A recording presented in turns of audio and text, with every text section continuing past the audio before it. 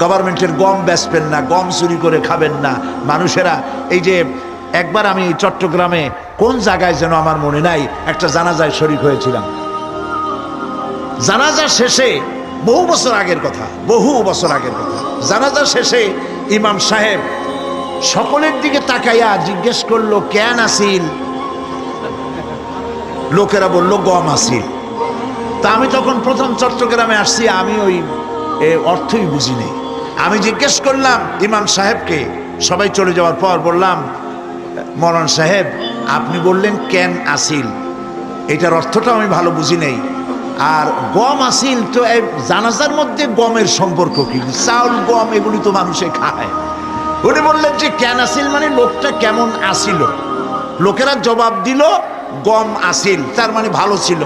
তা বললাম তাতে হইল কি? কাজে হলো এই, এতগুলি মানুষে বললো ভালো, আল্লাহ বলবে ভালো, জান্নাত দিয়ে দেবে। আমি বললাম আল্লাহ সম্পর্কে আপনার এই রকমের ধারণা?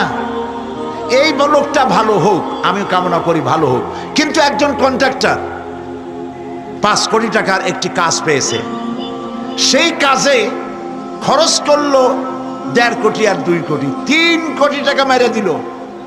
রাস্তার ইট খাইলো, সিমেন্ট খাইলো, রড খাইলো, বাড়ি খাইলো, গাড়ি খাইলো, বিল্ডিং বানায় 2 বছর যেতে না যেতে ভেঙে যায়।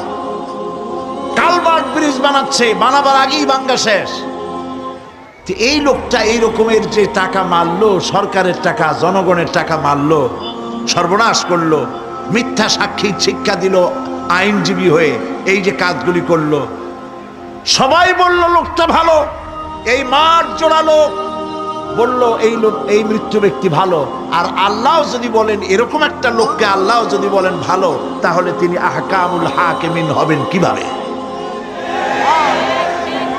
প্রিয় ভাই সব, লোকেরা ভালো বললে এই ভালোটা আল্লাহ গ্রহণ করেন। সেটা কিভাবে? আপনি তো জোর করে আদায় করছেন, মানুষের জিজ্ঞেস করছেন লোকটা কেমন, তার কাছে যে টাকা পাবে, তারে যে গাইলাইছে, তারে যে মারছে, সেও বলবে ভালো। এত মানুষের মধ্যে উল্টা করিয়া সে জান নিয়ে ফেরবে কেমনে? কিন্তু আসল কথা কোনটি? আসল কথা হলো একটি লোক মারা গেছে, কেউ জিজ্ঞাসা করে নাই, কানে আসা মাত্রই একজনের মুখ থেকে বেরিয়ে গেল, আহারে লোকটা বড্ড ভালো ছিল। এইটা আল্লাহ গ্রহণ করবেন, সুবহানাল্লাহ, এটাই আল্লাহ গ্রহণ করবেন। সেই জন্য এই কাজগুলি হতে হবে তাকওয়ার ভিত্তিতে, আল্লাহকে ভয় করতে হবে।